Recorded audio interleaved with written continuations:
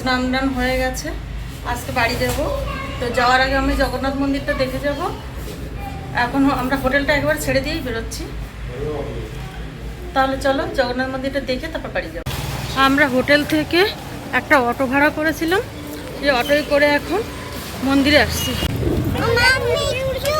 হ্যাঁ, ওইগুলো ওইদিকেই ওড়ে। তো আমরা এসে গেছি মন্দিরের সামনে। এখন দেখছি এখানে প্রভাত ফেরি হচ্ছে, দেখো তোমরাও।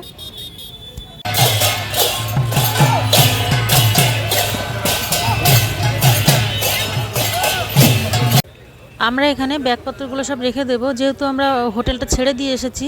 তো ব্যাগ ট্যাগগুলো সঙ্গেই নিয়ে এসেছি। তো ব্যাগ ট্যাগগুলো এখানে জমা রাখতে হবে, কারণ ব্যাগ মোবাইল নিয়ে ভেতরে যেতে দেবে না। এখানে অনেক প্রসাদ বিক্রি হচ্ছে, কিন্তু এখান থেকে প্রসাদ আমরা নিয়ে যাব না, কারণ হচ্ছে ভেতরে নাকি বাইরের প্রসাদ নিয়ে গেলে সেটা অ্যালাউ করে না। খুব রোদ্দুর আর খুবই গরম, পুরীতে এমনিই গরমটা বেশি। আর আমরা পুজো দিয়ে বাইরে বেরিয়ে এসেছি, তো মোবাইল তো ভেতরে নিয়ে যেতে পারিনি, যার জন্য ভেতরের কিছু ফটো বা ভিডিও আমি তুলতে পারিনি। তো আমি বাইরের থেকেই ভিডিওটা দেখাচ্ছি, আশপাশ থেকে একটু ঘুরে ঘুরে। আমরা প্রথমে ভেতরে ঢুকে প্রসাদটা কিনে নিলাম। আমরা ওখানে 3টে প্যাকেট কিনেছিলাম প্রসাদের।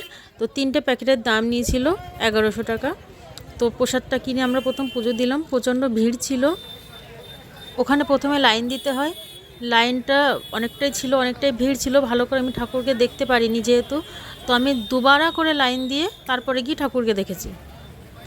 আমরা দুপুর 2টোর সময় ওখান থেকে প্রসাদটা খেয়ে বেরিয়েছি। সেখানে ছিল ভাত, ডাল, আলু, মানে 2-3 রকমের সবজি ছিল। প্রসাদটা ভালোই লেগেছিলো খেতে। ভগবান জগন্নাথের যে মেন মন্দিরটা, সেটা প্রায় 214 ফুট উঁচু।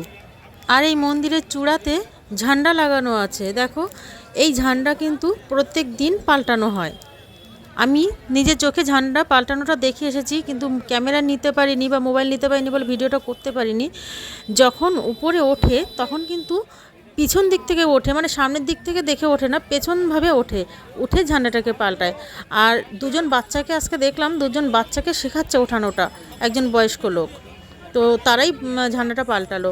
আর শুনলাম যে এই প্রতিদিনের ঝান্ডা যদি প্রতিদিন না পাল্টানো হয়, তাহলে কোনো কারণে যদি একদিন চুকে যায়, তাহলে নাকি 18 বছরের জন্য মন্দির বন্ধ হয়ে যাবে। এই জন্য প্রত্যেক দিনের ঝান্ডা প্রত্যেক দিন পাল্টানো হয়।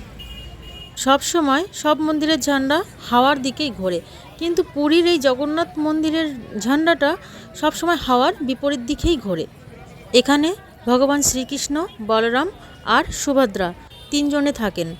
তো 12 বছর পর যখন কাঠের মূর্তিগুলো পাল্টানো হয়, তখন পুরো শহরের লাইট কেটে দেওয়া হয়, মানে সেদিন আর কারেন্ট থাকে না।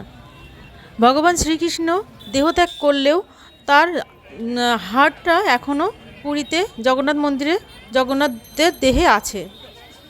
পুরীতে গেলে পরে ভেতরে গিয়ে যে ব্রাহ্মণ পুজো করে, তিনি সব জায়গা ঘুরে ফিরে দেখিয়ে দেয় আর পুরো ঘটনাটা খুলে বলবে।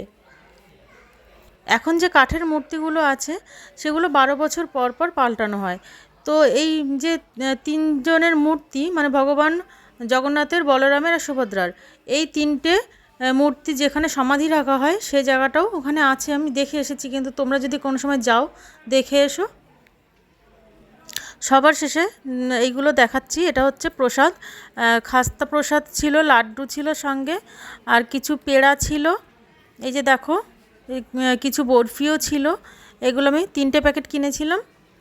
ওখানে যখন প্রসাদ কিনতে গেলাম, তো বললো একটা প্রসাদ কিনলে খালি বলরামের পুজো হবে, আর 3টে প্রসাদ কিনলে 3 জনেরই পুজো হবে। তো আর একটা প্রসাদ কিনলে 500 টাকা নেবে, আর 3টে প্রসাদে 1100 টাকা নেবে। তো আমি ভাবলাম যখন এসেছি তখন 3টে প্রসাদই কিনি, 3 জনকেই তো পুজো দেবো। তো 3টে প্যাকেটে একই প্রসাদ রয়েছে। তো দেখো, খাস্তা রয়েছে, কিছু পেড়া রয়েছে, আর বরফি রয়েছে, লাড্ডুও রয়েছে, সব কিছু রয়েছে।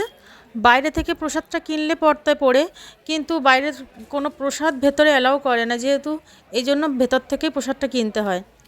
তো বাইরের থেকে মানে বেরিয়ে আসার পর আমি প্রসাদ কিনেছি বাইরের। এটা হচ্ছে বাইরের প্রসাদ, এটা হচ্ছে 20 টাকার প্যাকেট। ওখানে 20 টাকার 50 টাকার প্যাকেটও পাওয়া যায়। এটা হচ্ছে বাইরের প্রসাদ, কিন্তু বাইরে খাস্তাটা দেয় না, এমনি খই, মুড়ি এইগুলোই দেয়। কী বলে এটাকে, নকুলদানা, মুড়কি, এইগুলো দেয়। কিন্তু আমার মনে হয় বাইরের থেকে কেনাই ভালো, কিন্তু যেহেতু ভেতরে পুজো দিতে দেবে না সেহেতু আর কিছু করার নেই, ভেতর থেকেই নিতে হবে। তো এটা হচ্ছে বাইরের প্রসাদ।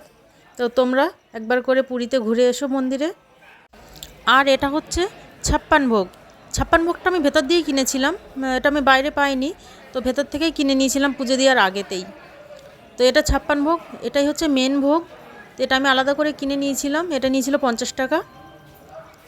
তো তোমরাও সময় করে পুরীতে একবার ঘুরে এসো, জগন্নাথ মন্দির দেখে এসো, খুবই ভালো জায়গা। তো আমরা স্টেশনে বসে আছি এখন, পুরী মন্দিরটা দর্শন করে আসলাম।